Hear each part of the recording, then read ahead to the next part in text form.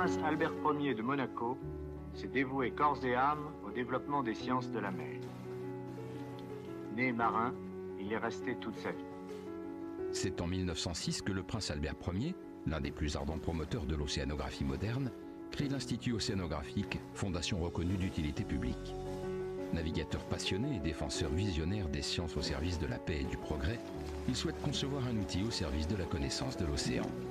Le musée océanographique de Monaco voit le jour en 1910. Et un an plus tard, la Maison de l'Océan ouvre ses portes au cœur du quartier latin, à 2 pas de la Sorbonne et du Panthéon.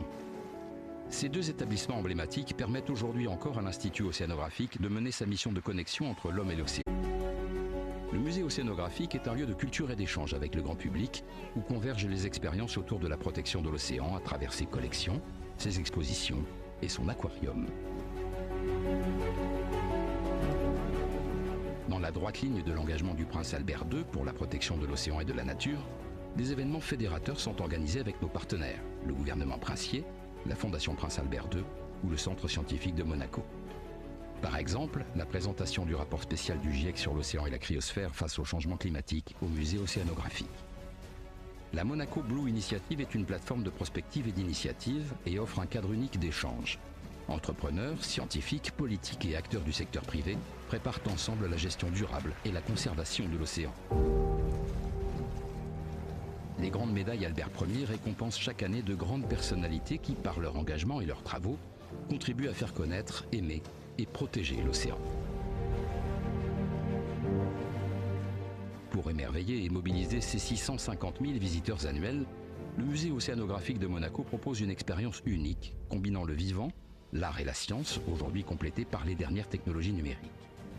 À l'instar de Monaco et l'océan, un espace digital dédié à l'engagement des princes de Monaco en faveur de la protection du monde marin, et d'immersion, un dispositif interactif, point d'orgue de l'exposition Mission polaire permettant aux visiteurs de plonger à la rencontre des espèces emblématiques des pôles. En dévoilant la beauté et la richesse du monde marin, l'Institut océanographique fait naître l'intérêt et l'engagement en faveur de l'océan. Près d'1,5 million de personnes pourraient ainsi être sensibilisées aux enjeux des régions polaires, soit près d'1 demi-million de jeunes. Ce concours, destiné aux collégiens issus de milieux défavorisés et réseaux d'éducation prioritaire, accompagne les classes et leurs professeurs dans la découverte du monde marin, afin de leur permettre de concrétiser un projet collectif, créatif et engagé en faveur de l'océan. Le Club Océano propose aux plus jeunes une semaine de jeux et d'activités centrées sur l'océan et les animaux qui les peuplent, afin de les sensibiliser à sa protection. Aussi, investi depuis de nombreuses années dans des actions de conservation et de reproduction à travers son centre monégasque de soins des espèces marines, l'Institut océanographique a mené une étude inédite sur les hippocampes mouchetés dans les eaux monégasques. Et protéger les espèces animales de terre comme de mer est un enjeu majeur pour l'Institut océanographique. L'accueil de tortues sillonnées, espèces aujourd'hui menacées, au sein du musée océanographique, a permis un grand nombre de reproductions tout en sensibilisant les visiteurs à l'importance de leur préservation. 46 tortues juvéniles ont ensuite été transférées au Sénégal afin de renforcer les populations sauvages de cette espèce. Connaître, aimer, protéger. L'Institut océanographique permet à chacun de vivre l'océan.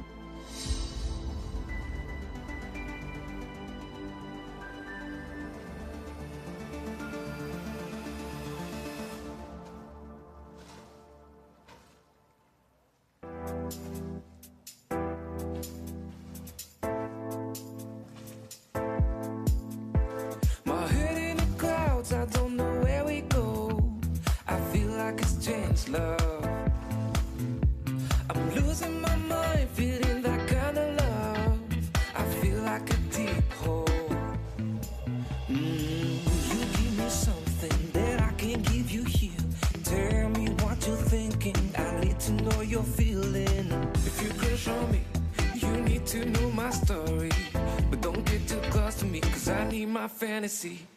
Here I am, falling down, crashing down, and I feel like I don't need you. Here I am, falling down, deep inside, and I feel like I don't need you.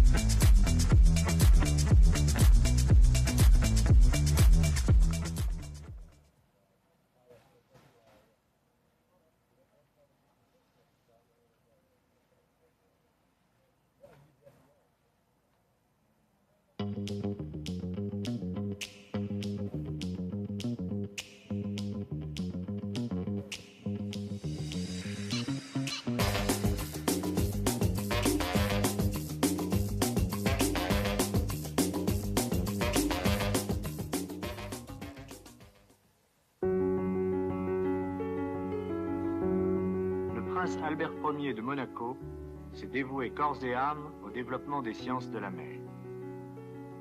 Né marin, il est resté toute sa vie.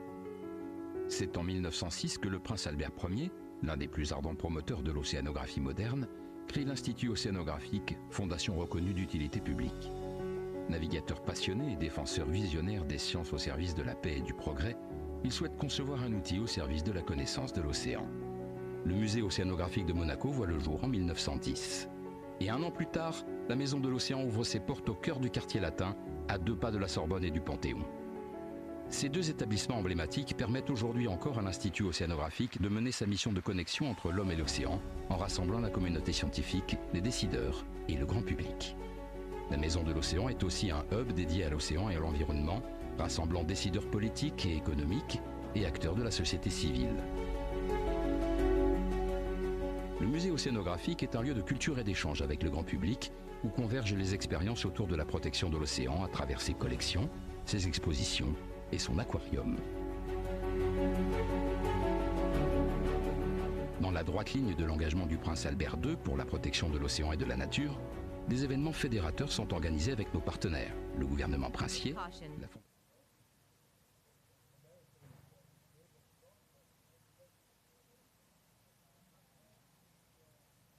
Nous revoilà dans le port de Monaco pour le reste des courses. Cette dernière course de la journée, le 4 mix, c'est une course très importante où les enjeux là aussi vont être énormes. Il y a du spectacle à en devenir, du spectacle à venir même. Et vous le voyez, le soleil qui est de retour ici sur la principauté, ça fait du bien pour les équipages aussi. Le vent qui a légèrement faibli. On a toujours ce petit vent d'est qui souffle mais qui est moins fort que ce matin.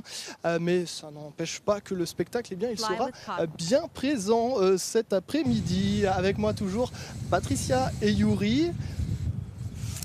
Hello, bonjour. Rebonjour. Alors, bonjour.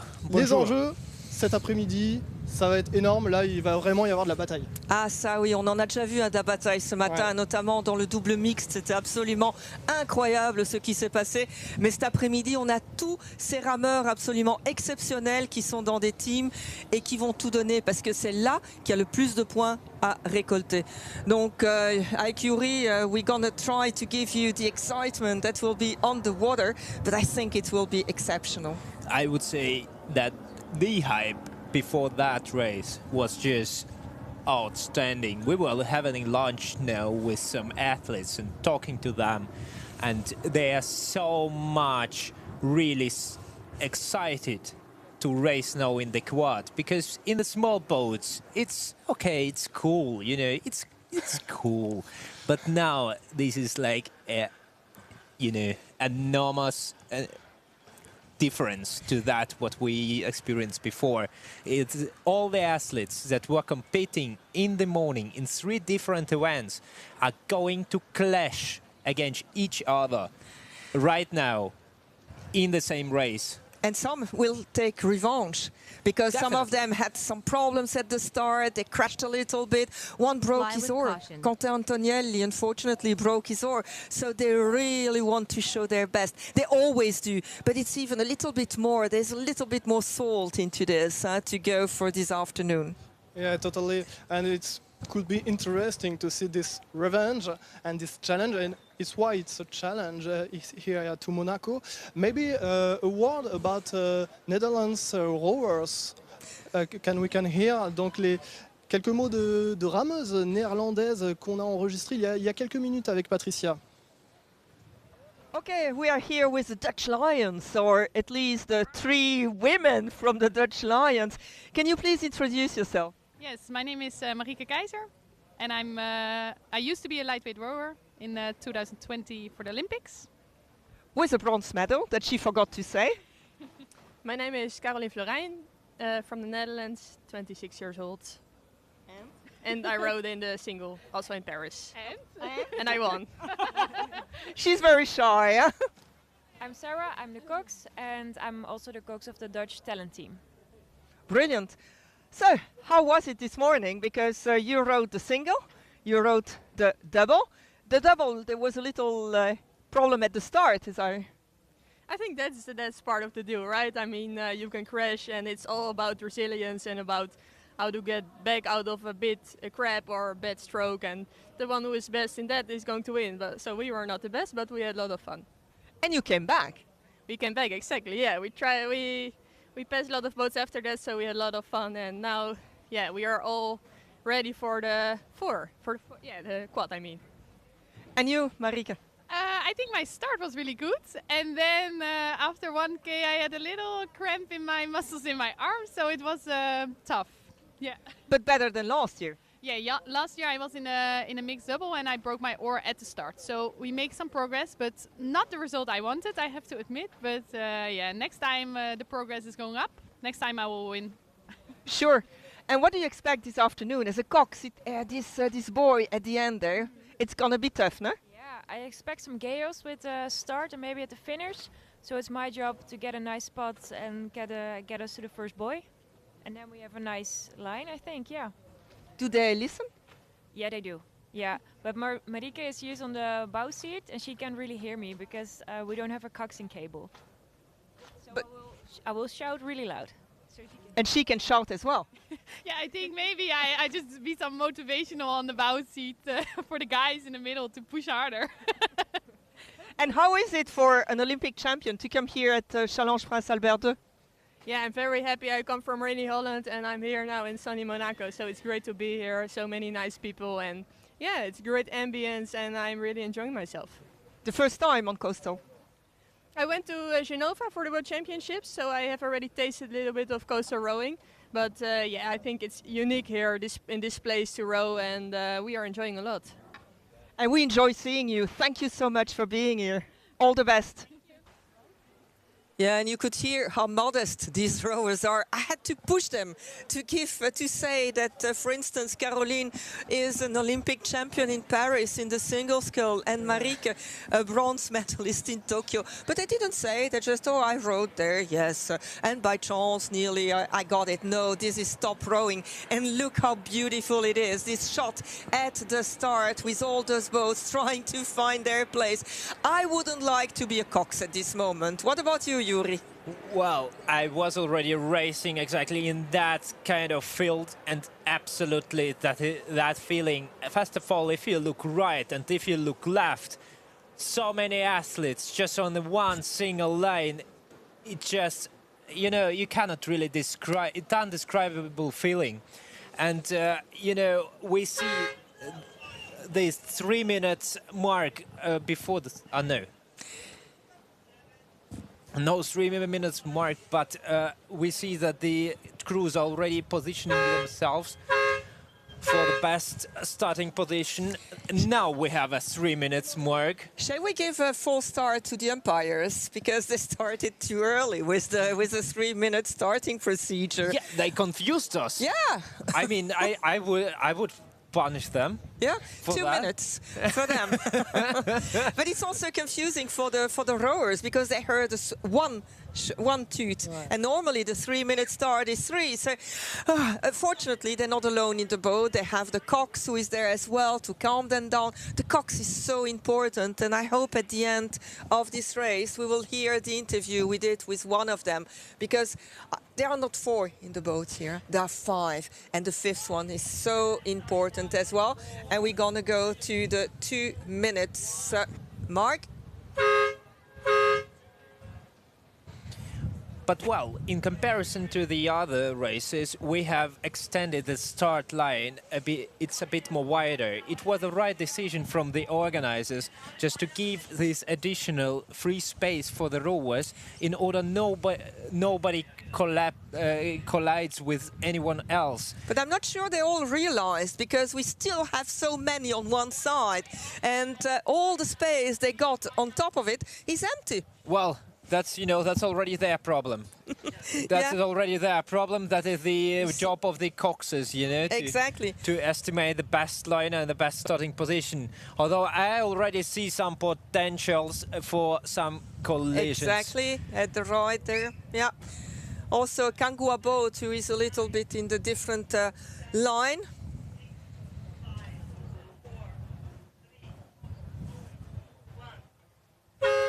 1 minute to the start, and it's now that your position is dangerous, because if you cross the line now, you have a false start, and a false start is a 2-minute penalty. And look at the boat completely there at the right, and I think it's a Croatian team which is really very close to the line. Huh?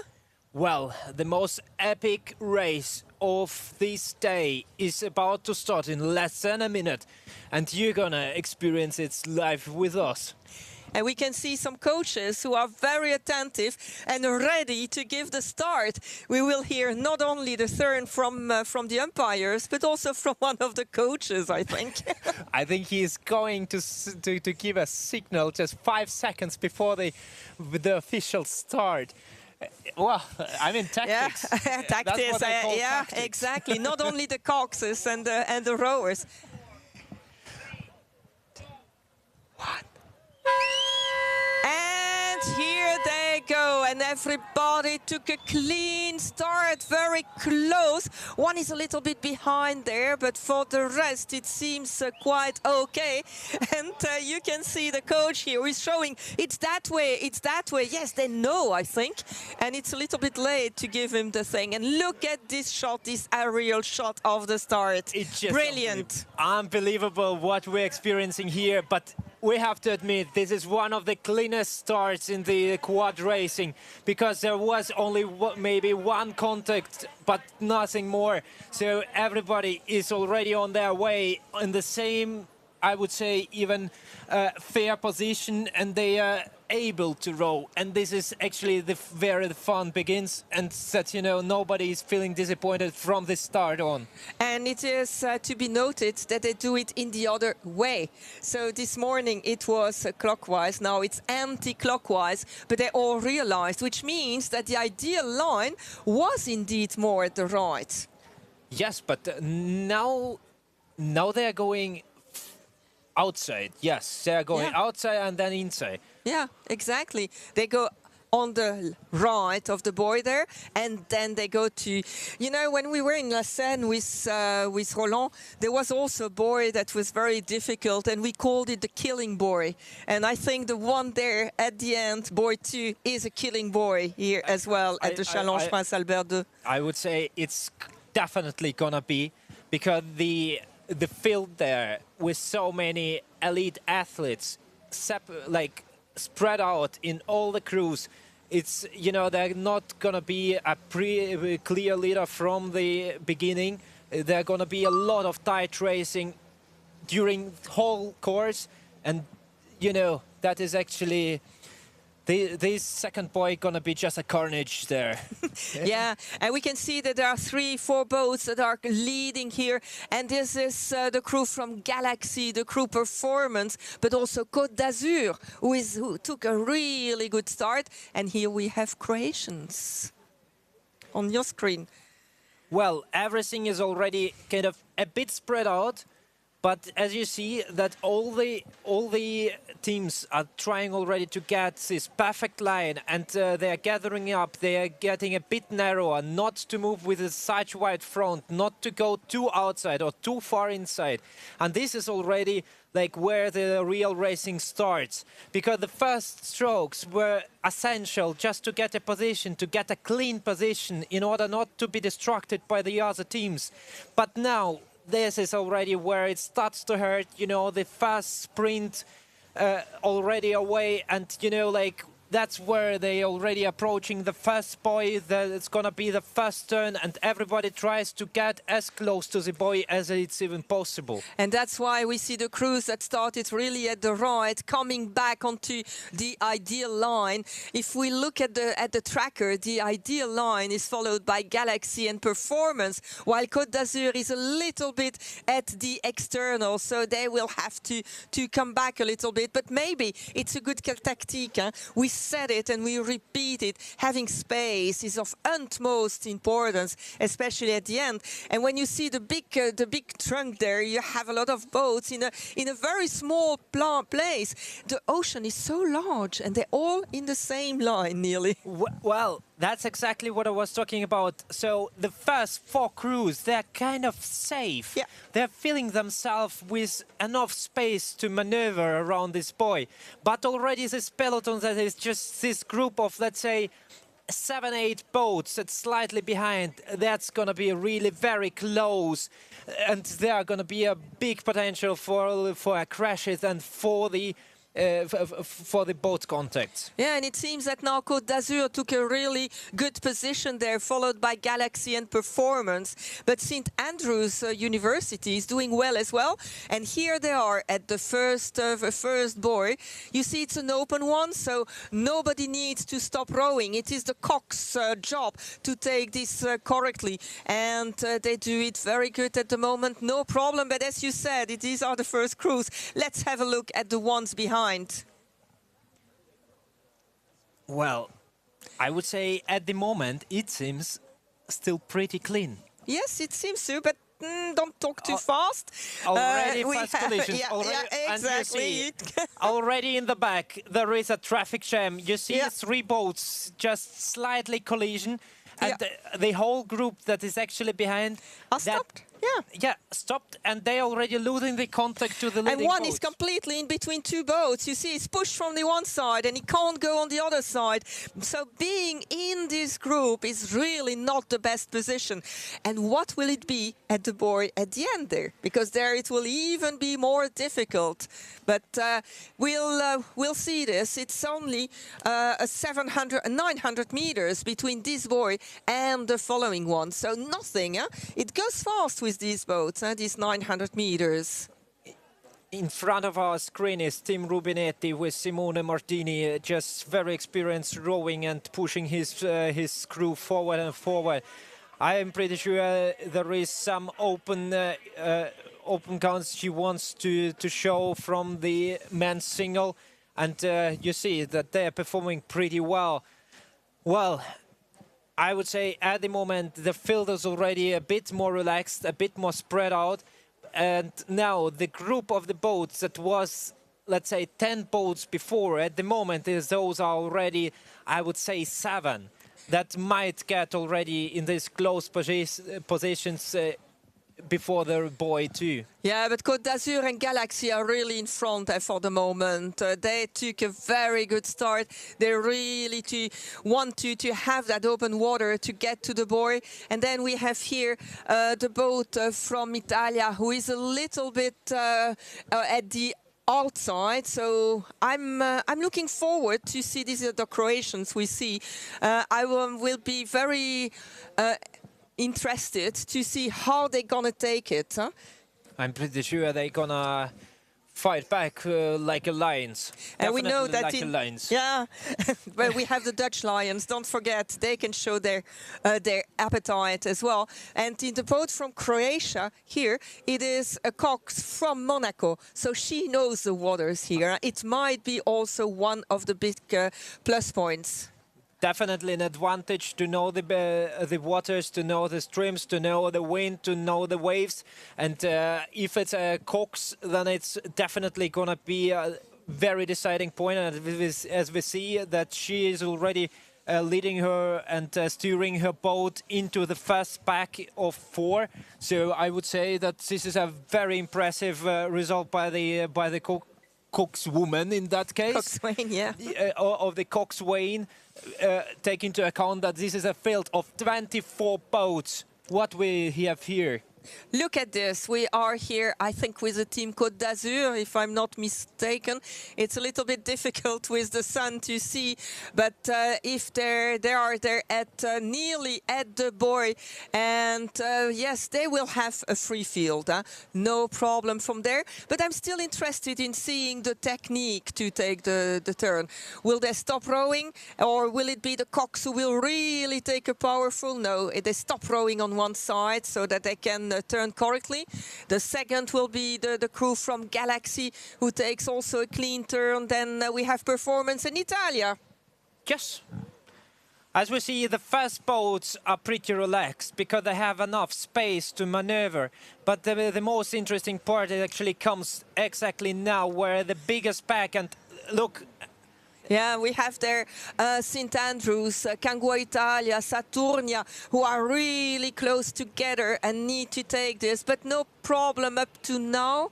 We see that they all behave very correct. Oh, I should have now it's not very said. close situation. Yeah, now and we're one boat is completely stuck there, too close to the turn, and he has to let others pass, but he's blocking the others as well. So this is a little bit of a traffic jam of Monaco.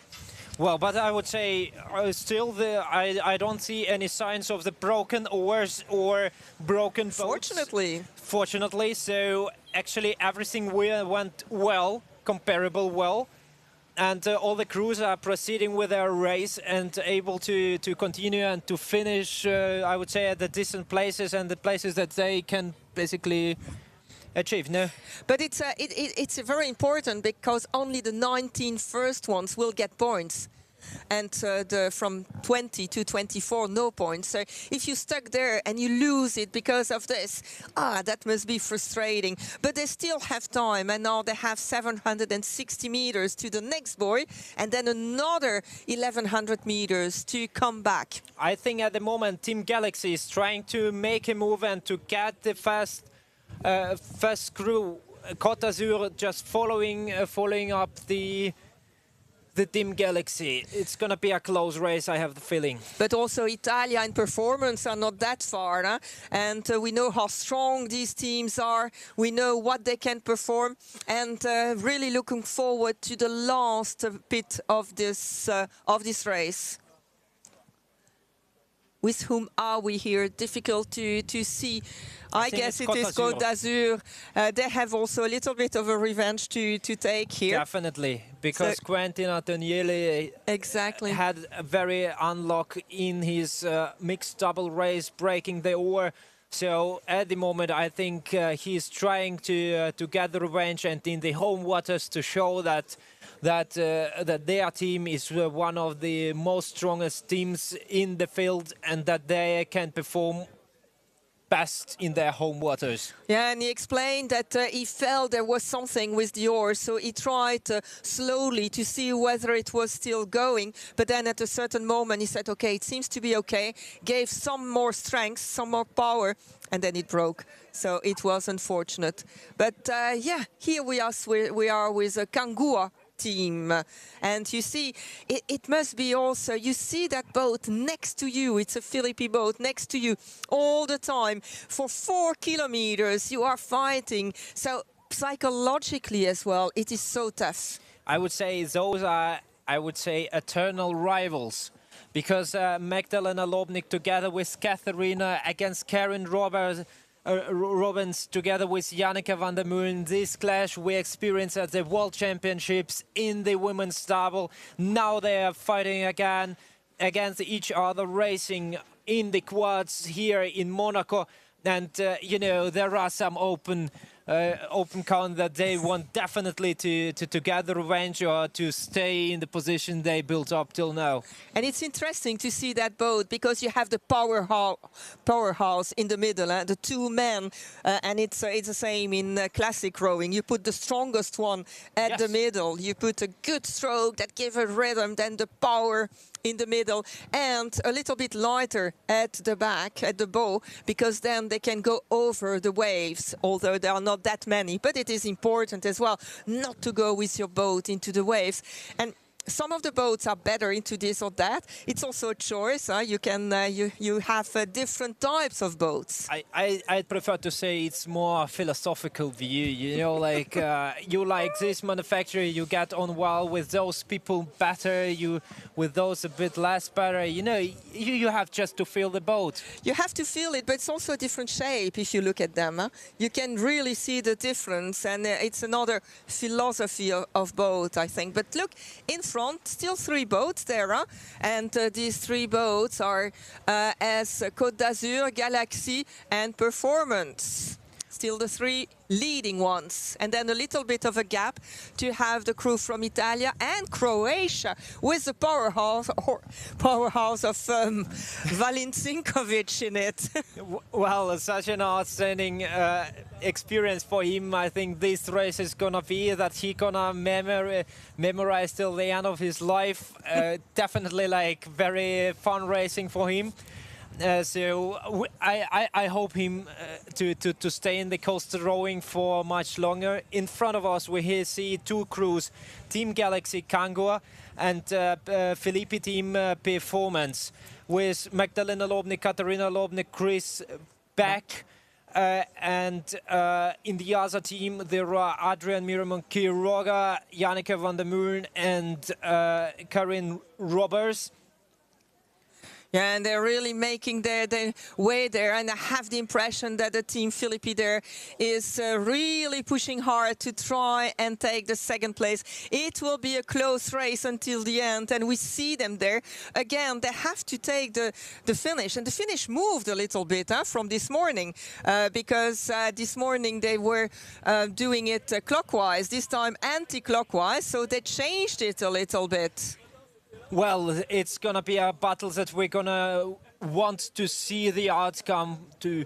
And as we see, the Team Côte d'Azur just leading, but they are not that much in front. And if the Team Galaxy with Team Performance gonna try to catch each other and gonna try to fight and to be faster than each other, they might be even faster than Team Côte d'Azur, because they're just motivated. And you know, like if you see an opponent where you are going against, it's really gives you additional adrenaline. If you know that it's already like 200 meters to go, it's just unbelievable feeling. But none of them are in front of the finish line. They're all too far to the left if we look at the field. And we now see that one of the teams has seen the finish line and they are coming. It's really not a good idea of the ones who are completely at the left there.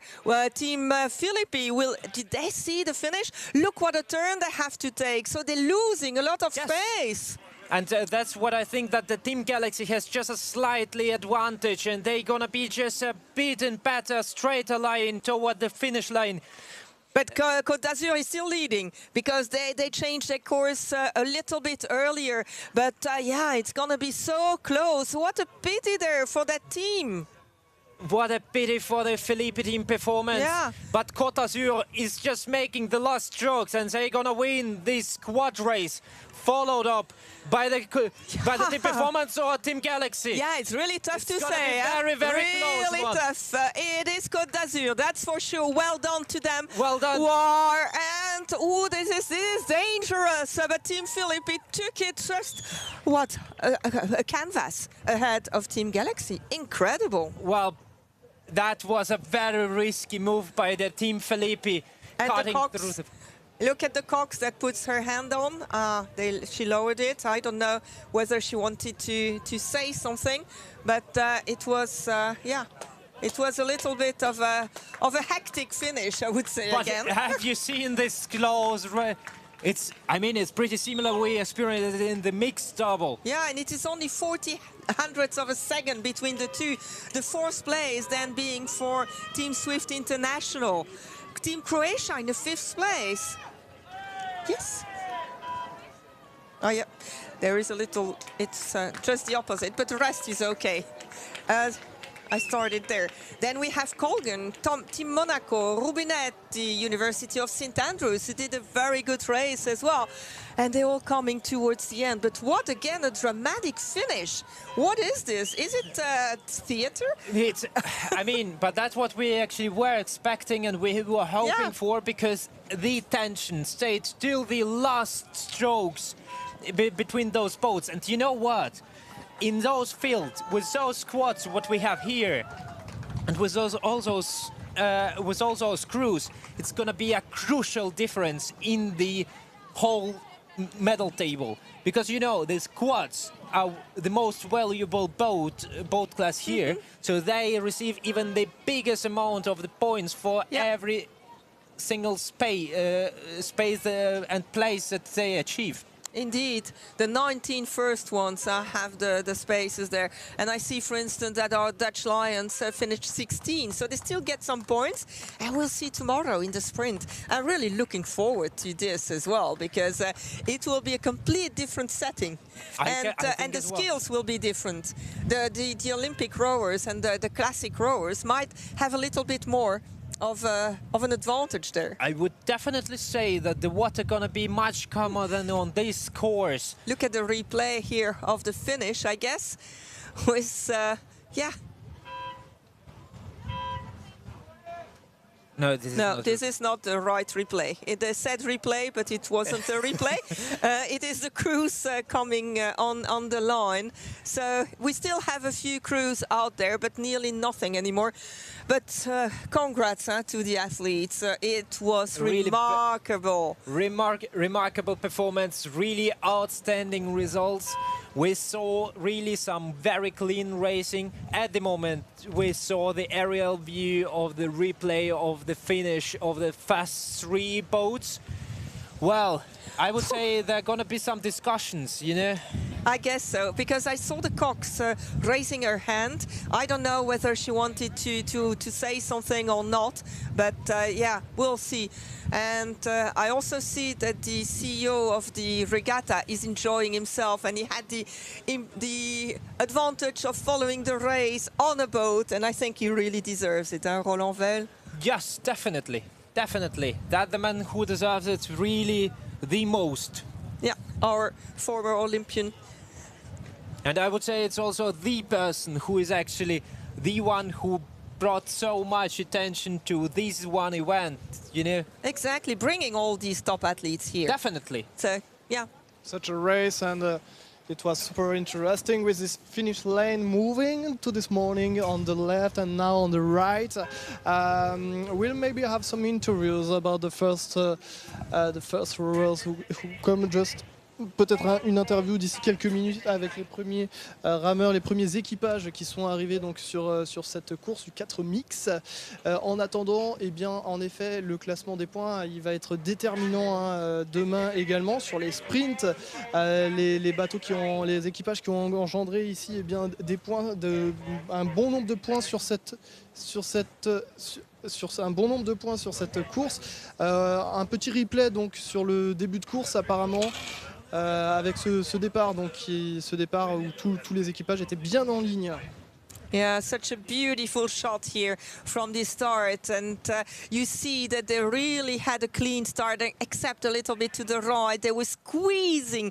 You can feel that you try to squeeze in there. With Eskil Borg here with Charles Cousins in this boat just in front. Well, that was a very interesting race for sure, and I would say that the result of this race is still kind of open.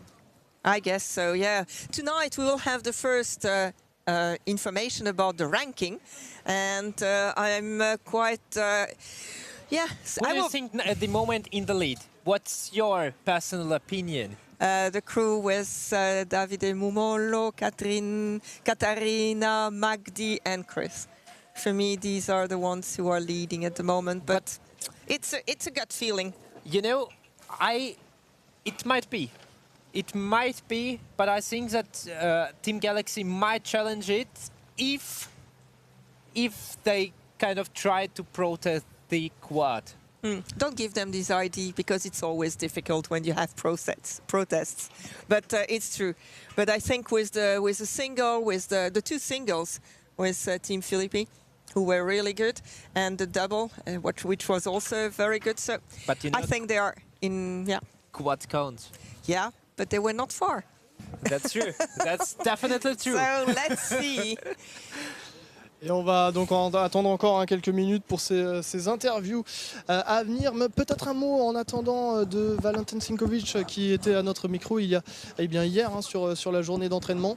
Valentin qui teste donc la mer ici. Peut-être qu'on peut donc avoir ce petit reportage en attendant donc l'arrivée des premiers équipages ici en plateau sur la Ligue. Peut-être le barreur aussi, ça peut être intéressant.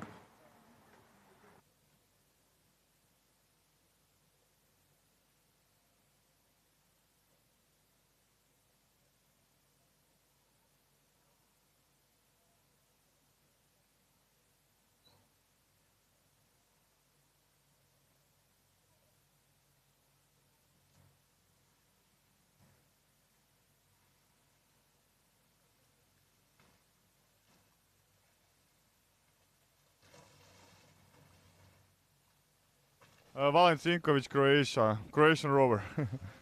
More than a Croatian rower. A little bit of your palmarès? I have with my brother 3 gold medals and 1 silver from the Olympic Games and 6 World Championship titles and 7 European Championship titles.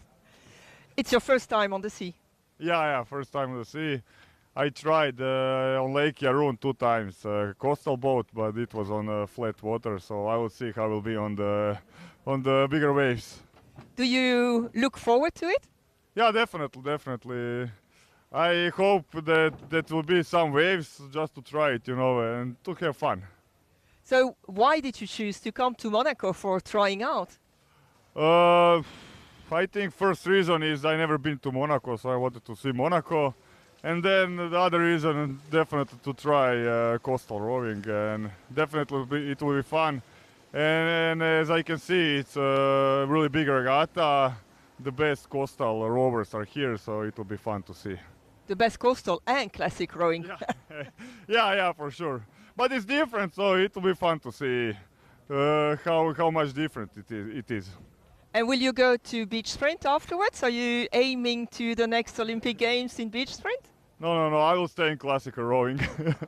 I'm not for a beach sprint, probably. Okay, thank you very much and all the best. Yeah, thank you. Okay. Oui, on est là avec le président du jury, Monsieur Nicolas Parcic. Et oui, c'était quand même très intense ici, vous venez de me dire. Quel est votre sentiment sur cette course? À chaque fois, j'ai peur un peu sur les départs.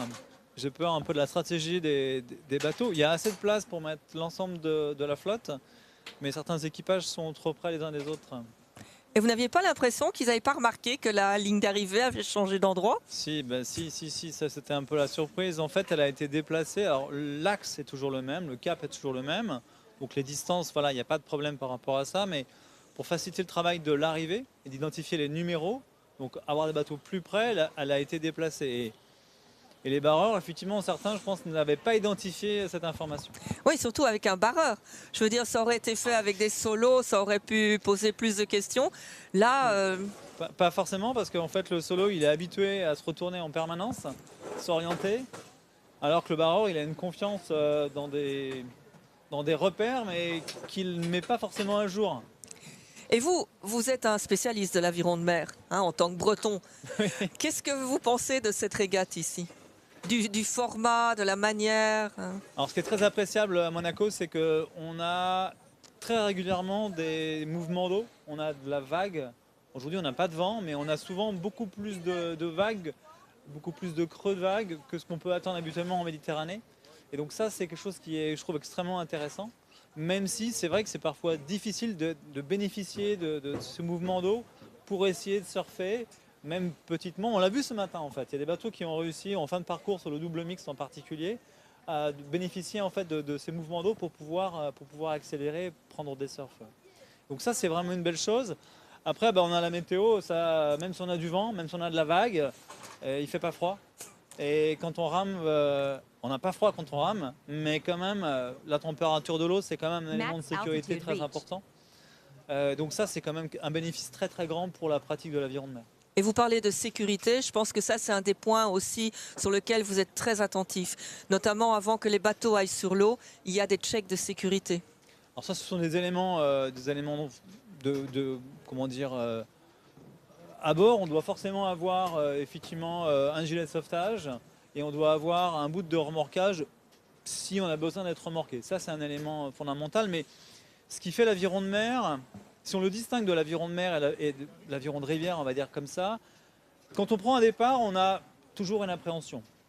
En rivière, sur le 2 km, c'est les lactates, c'est l'intensité, c'est la dureté, la gestion de l'épuisement. En mer, moi, ce que j'ai vu, c'est des équipages qui avaient peur des éléments et de fait de ne pas maîtriser la vague et de se dire est-ce qu'on va pouvoir rentrer quoi. Et cette dimension de sécurité, c'est vraiment... Alors c'est pas ce qu'on recherche, mais en tout cas, je dirais, il faut l'avoir en tête que si on sent qu'on n'est pas capable, on n'y va pas et c'est tout à son honneur de comprendre que c'est trop dangereux. L'an passé, on l'a vu, les conditions étaient trop dangereuses pour pouvoir engager des solos, donc nous, on a modifié le programme, modifié le parcours, pour faire en sorte qu'on ne mette pas en danger les équipages. Voilà, ça c'est vraiment un élément fondamental. Merci beaucoup. Avec plaisir. Et là, on a le directeur exécutif du comité d'organisation, Monsieur Roland Vell. Il a eu la possibilité d'aller sur l'eau. Roland, vous étiez sur l'eau auprès d'un bateau là pour suivre la course, j'ai vu. Comment c'était sur l'eau? Parce qu'ici, on est sur le quai, on ne sent pas les éléments. Alors sur l'eau, c'est passionnant, mais presque près, je dirais, je préfère être sur le quai. Parce que, à part la bouée là-haut, quand on est sur l'eau, on est obligé d'être un peu en retrait, tel que dans le bateau dans lequel j'étais. Et donc, malheureusement, j'ai même pas pu voir. Je sais qui a gagné, mais j'ai pas pu voir la lutte, paraît-il, finale entre le deuxième et le troisième. C'est ça que je regrette un petit peu. Mais c'est quand même intéressant de partout, de toute façon. Et grâce aussi au très bon streaming, on a quand même des très belles images d'aviron de mer. Tout à fait, ces images qu'on a vues d'en haut avec le départ, vous les verrez plus tard, c'était absolument exceptionnel. Hein. The start from above with the drone was just marvelous, amazing. But Roland, you are the person behind this. Huh? You are the one who brings all these top athletes here. What's your secret? Well, you know, it's quite a long journey to make that. I know quite almost all the athletes are here. And I start to promote the regatta in every big event. For example, I was in Gdansk for the European, and I start to speak about our regatta. I was also in Genoa. And speaking about Cinco, for example, Sikovic, I remember in Szeged for the European Championships, I was on the table on lunch, and speaking with the two Cinkovic, I say, well, you have to try to come to Monaco once to try coastal rowing. They answer, okay, but we are focused on the Olympics just before, but why not? And I told them, you know, it's quite easy for you. It's a team races, 2 women, 2 men, and you have 2 good Christian girls. You with your brother. Okay, it was impossible to have all of them, but let's say Valent, it's one of the legends in rowing. He's here, and for us, he's very successful. And what also, if I can speak also about the Dutch team, you know, to have Caroline Florin here, her brother, plus his teammates, yeah. And Marike Kaiser, she was a really great rower. She was already bronze in Tokyo. Well, for me, it's really a success to have all these classic rowing rowers. It's the way you used to say now, here in Monaco, open to his famous coastal rowers. Yeah, and we were discussing with Yuri, because today it's a lot about coastal, but tomorrow it will be a little bit more like classic rowing in a certain way with heavier boats, so it will be interesting, no? Yeah, that will change a little bit, because normally on the sprint races that will be different. But we have to think that all these classic rowers, they are used to row on 2,000 meters, and it's sprint races. It's also different. That means these classic rowers, they will row coastal, that's new. They will row sprint races, they are not so used. Everything is open until the end of the regatta. Exactly, but they are having fun. Ah, for sure. They come for fun. They come because Monaco, it's a beautiful place to row.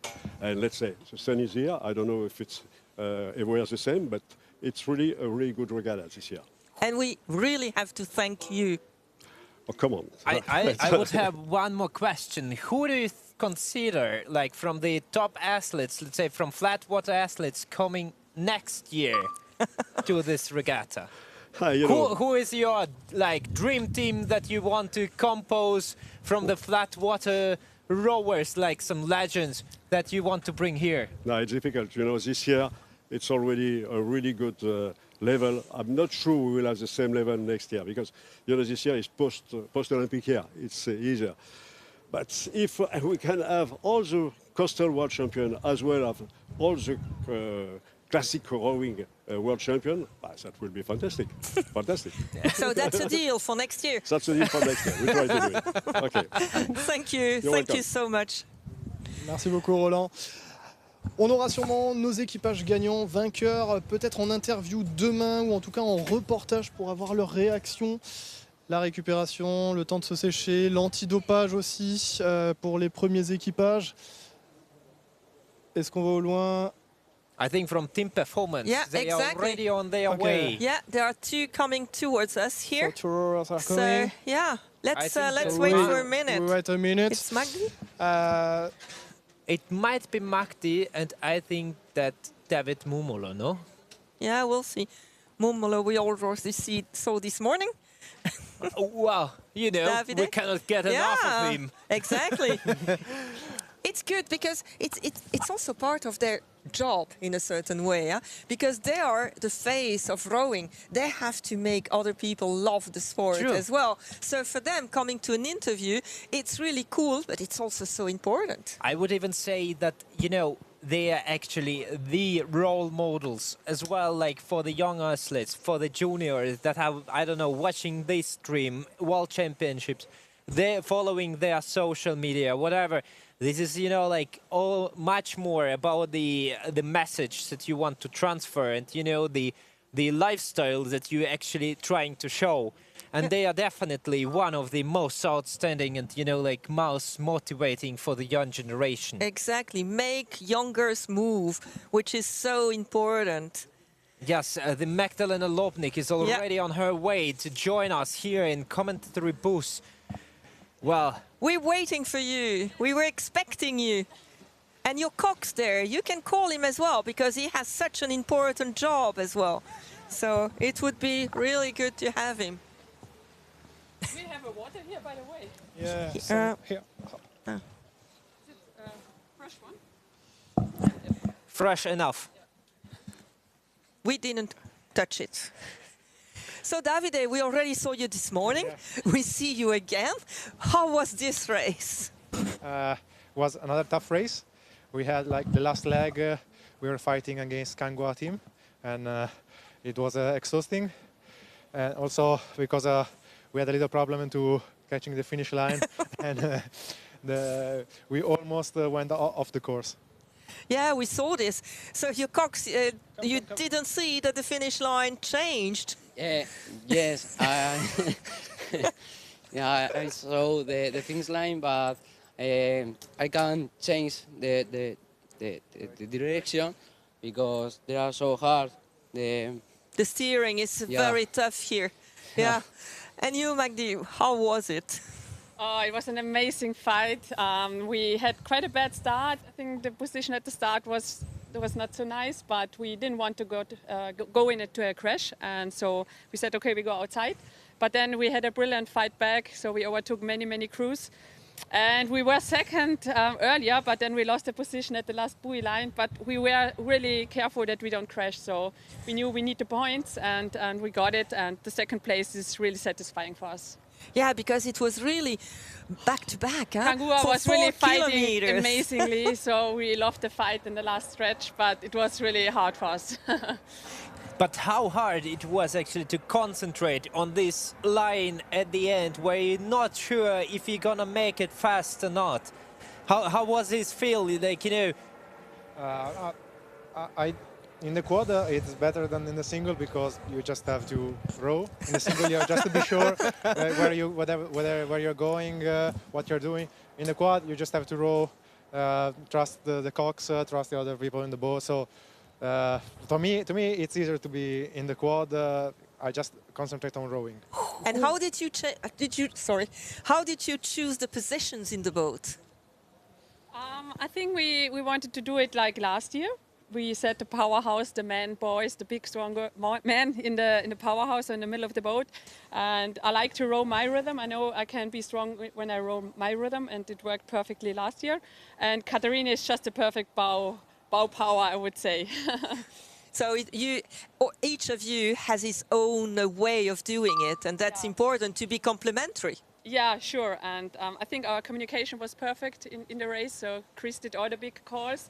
He also saw that we are out of the finish line in the end, and he made the call that we have to pull harder on starboard. So yeah, we are a perfect match, I would say. who was exactly this driving energy? You know, the one who shouts "Go!" and you know, like that, all the team really feels it. Who is? It was Chris, I think. It was Chris. Chris was calling like when we were almost on the finish line. He called like 10 hard strokes to go high with the rate to try to overcome the Kangwa. So he still had some voice. Yeah, yeah. But Americans like to shout a lot. Thank you so much, and we Thank look you a lot. forward to the sprint tomorrow, and Thank you. look forward to the result tonight. Yeah. Thank you. Thank you. Thank you. Cheers. Bye. Danke. So, Yuri, it was a tough day for them, but a fun day for us. Well, it definitely was. And, you know, like all those athletes just, you know, joining here and experiencing those waves, those weather, this city, it's just, I think, something remarkable. And everybody wants just to get into the feeling and to experience it by himself.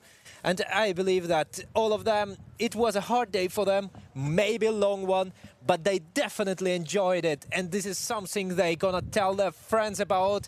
And this is definitely the story to tell, like in all the next rowing and after rowing years that are about to come. And it's also the fact of this coastal community that is really strong. And here it's at its best, I would say. And tonight there will be a party. But we'll see. We will see who parties the most, huh? Because tomorrow there is another race. You know, you might think that there is the most important thing in the time and the places, but we know that the true winner is the winner of the party. That's Yuri. So thank you very much. Merci Thomas. Merci à vous and deux. We'll see you tomorrow, huh, for the sprints. Tout à fait, les sprints demain. Très bonne soirée à toutes et tous. See you guys.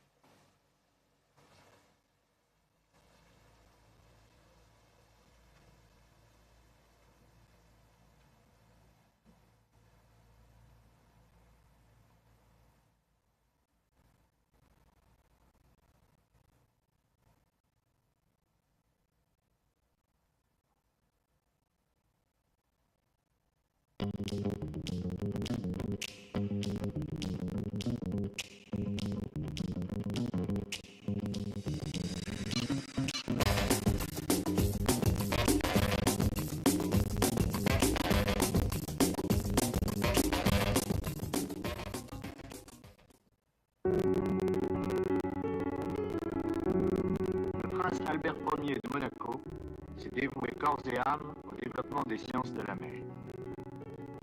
Né marin, il est resté toute sa vie. C'est en 1906 que le prince Albert Ier, l'un des plus ardents promoteurs de l'océanographie, crée l'Institut océanographique, fondation reconnue d'utilité publique. Navigateur passionné et défenseur visionnaire des sciences au service de la paix et du progrès, il souhaite concevoir un outil au service de la connaissance de l'océan. Le musée océanographique de Monaco voit le jour en 1910. Et un an plus tard, la Maison de l'Océan ouvre ses portes au cœur du quartier latin, à 2 pas de la Sorbonne et du Panthéon. Ces 2 établissements emblématiques permettent aujourd'hui encore à l'Institut océanographique de mener sa mission de connexion entre l'homme et l'océan, en rassemblant la communauté scientifique, les décideurs et le grand public. La Maison de l'Océan est aussi un hub dédié à l'océan et à l'environnement, rassemblant décideurs politiques et économiques et acteurs de la société civile. Le musée océanographique est un lieu de culture et d'échange avec le grand public où convergent les expériences autour de la protection de l'océan à travers ses collections, ses expositions et son aquarium.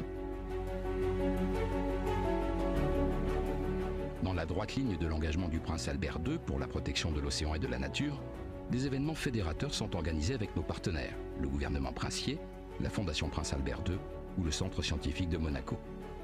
Par exemple, la présentation du rapport spécial du GIEC sur l'océan et la cryosphère face au changement climatique au musée océanographique. La Monaco Blue Initiative est une plateforme de prospective et d'initiative et offre un cadre unique d'échange. Entrepreneurs, scientifiques, politiques et acteurs du secteur privé préparent ensemble la gestion durable et la conservation de l'océan. Les grandes médailles Albert Ier récompensent chaque année de grandes personnalités qui, par leur engagement et leurs travaux, contribuent à faire connaître, aimer et protéger l'océan. Pour émerveiller et mobiliser ses 650 000 visiteurs annuels, le musée océanographique de Monaco propose une expérience unique, combinant le vivant, l'art et la science, aujourd'hui complétés par les dernières technologies numériques. À l'instar de Monaco et l'océan, un espace digital dédié à l'engagement des princes de Monaco en faveur de la protection du monde marin, et d'immersion, un dispositif interactif, point d'orgue de l'exposition Mission polaire permettant aux visiteurs de plonger à la rencontre des espèces emblématiques des pôles. En dévoilant la beauté et la richesse du monde marin, l'Institut océanographique fait naître l'intérêt et l'engagement en faveur de l'océan.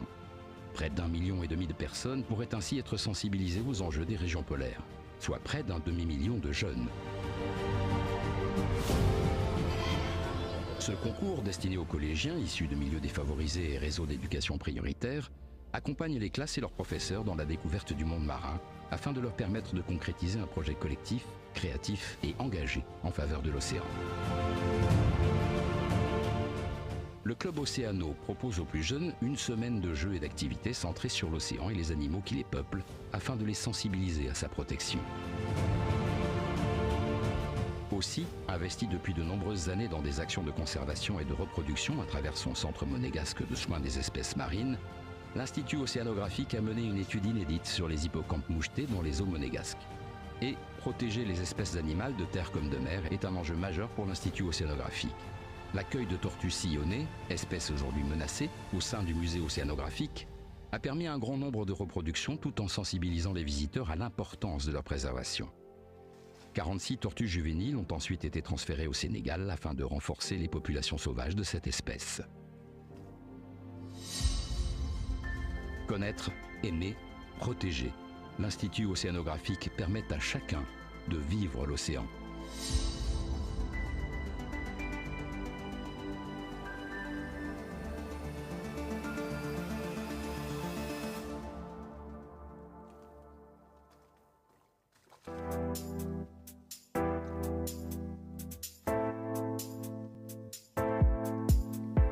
My head in the clouds, I don't know where we go.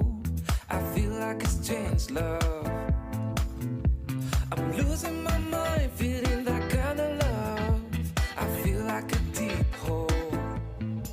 Will you give me something that I can give you here? Tell me what you're thinking, I need to know you're feeling. If you crush on me, you need to know my story. But don't get too close to me, cause I need my fantasy. Here I am, falling down, crashing down.